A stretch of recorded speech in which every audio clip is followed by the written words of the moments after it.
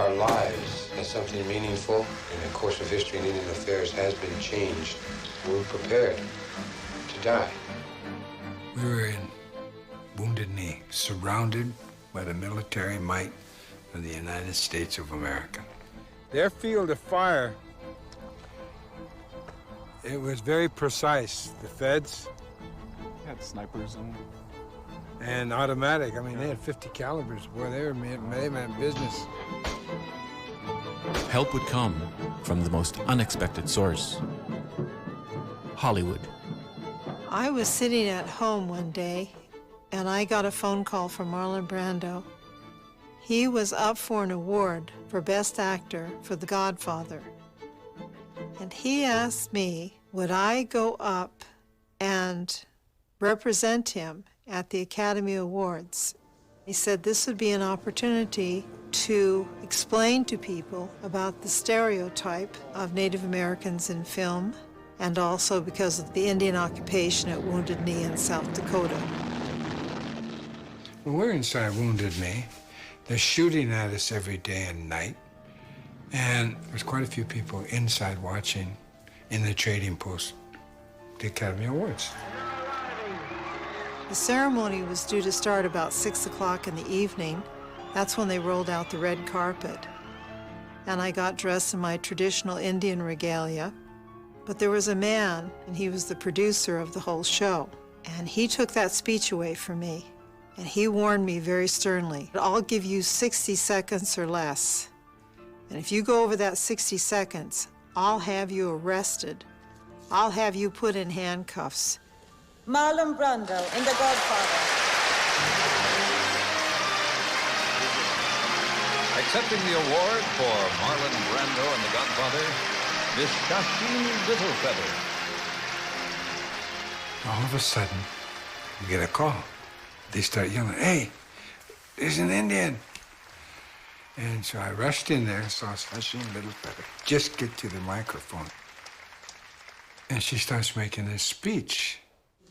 I'm representing Marlon Brando this evening, and he has asked me to tell you in a very long speech, which I cannot share with you presently because of time, but I will be glad to share with the press afterwards, that he very regretfully cannot accept this very generous award. And the reasons for this being are the treatment of American Indians today by the film industry. Excuse me. There was a round of confusion in the whole audience.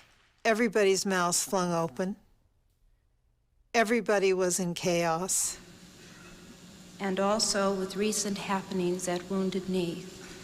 I beg at this time that I have not intruded upon this evening, and that we will, in the future, our hearts and our understandings will meet with love and generosity. Thank you on behalf of Marlon Brando.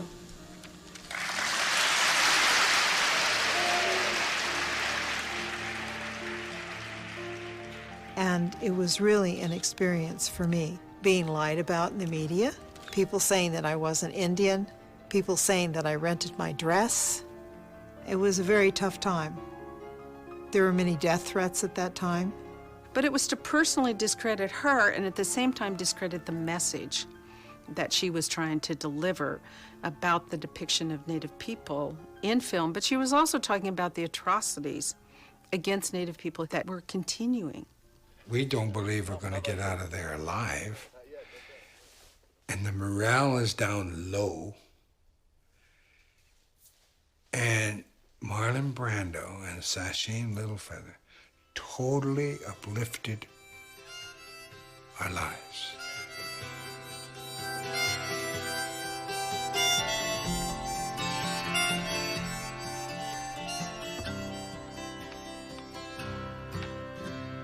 Maybe Marlon Brando will be there by the fire to sit and talk about Hollywood and the good things there for hire, like the Astrodome and the first TV. Marlon Brando, Pocahontas singing. I just have a dream that someday I will get into the movies, right? And then I will win an Academy Award. Then I'll refuse it because of the mistreatment of Marlon Brando. Thank you.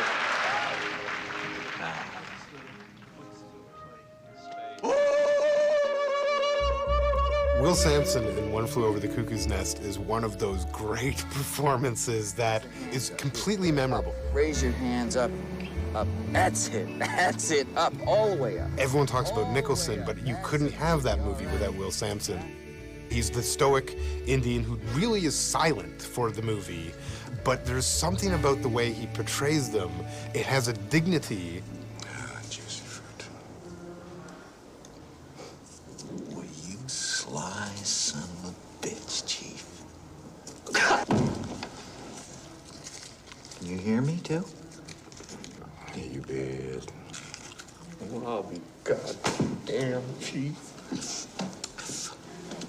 And they all think you're deaf and dumb. Jesus Christ. You fooled them, Chief. You fooled them all. There was a beginning to see an ownership over these very stereotypes. So suddenly the fact that Will Sampson plays the stoic Indian in the way he did in that movie, in some ways reclaims that character for our people. It says, I will take it within me, and I will own it, and I will give it a grace. The character in Cuckoo's Nest started out as the stereotypical Indian, and it rose to a level of humanity as the picture unfolds. He has to become the symbol of freedom for America, really.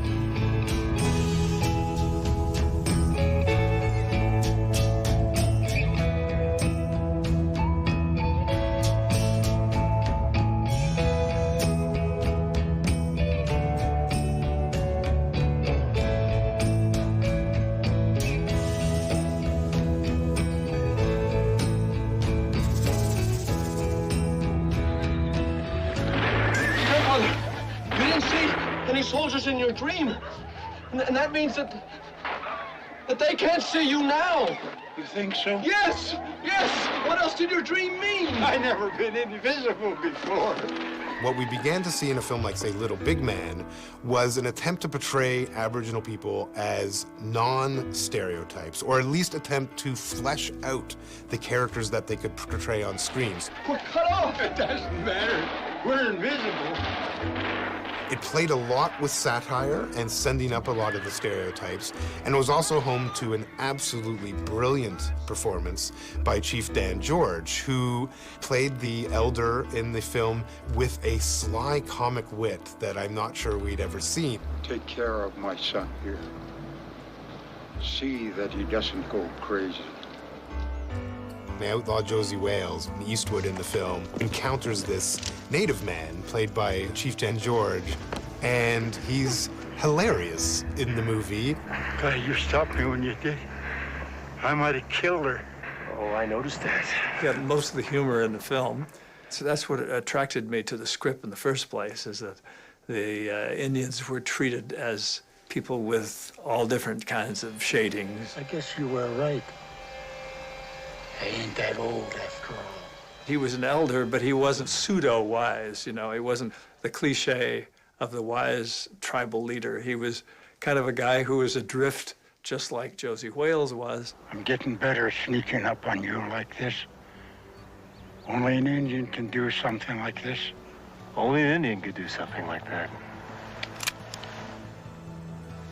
He was the key that brought that warmth and authenticity of who Native people really are, because he had that sense of humor. See, one of the things that I think is a very vital part in our community, what has kept us alive, is humor. Our ability to laugh at just, you know, it gets ugly sometimes, and our ability to laugh at the ugly. Couple of horses, far off, moving fast. I don't hear nothing. Gotta be an Indian to know those things. Humor is the thread that we weave our lives around as Native people, because the humor has saved us. great spirit and humor. That's what saved us. Comedy, the ability to make light throughout this, was one of his great skills. And it's Clint Eastwood at his violent best, and yet in the middle of that film, there's Chief Dan George undoing a lot of the problems that had been done before him in a single role.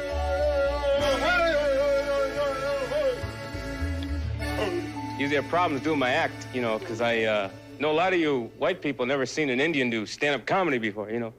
Like for so long, you probably thought that Indians never had a sense of humor, you know. We never thought you were too funny either.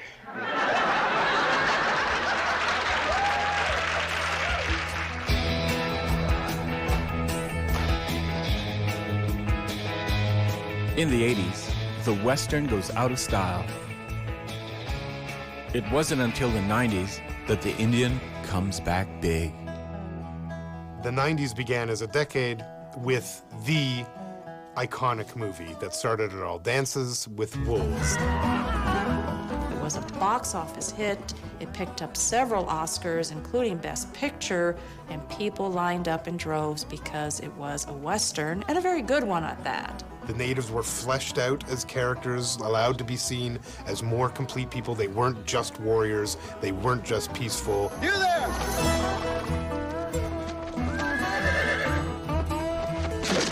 So it is a very sensitive and sympathetic approach.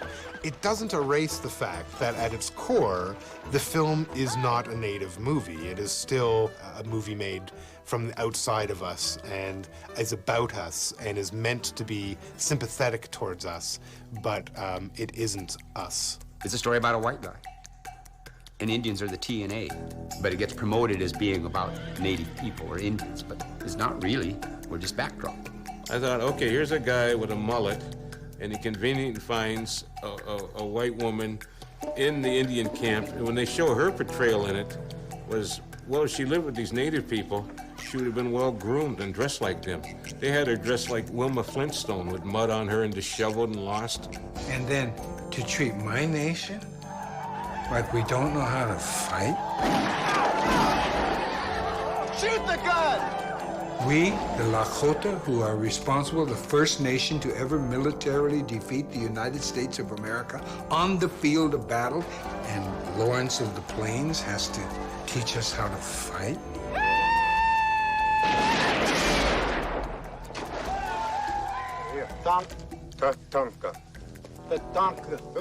But it's a brilliant performance by Graham Greene. I think that beginning with that performance, that Graham Greene becomes legend.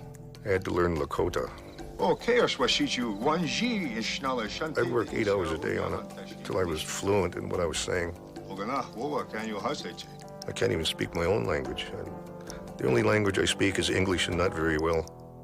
He expanded what it was meant to be a native on screen. And for us to see ourselves is very empowering. And to see ourselves presented in the way Graham Greene did it is especially empowering. In many ways, I think that performance is what has informed so many of the films that have followed.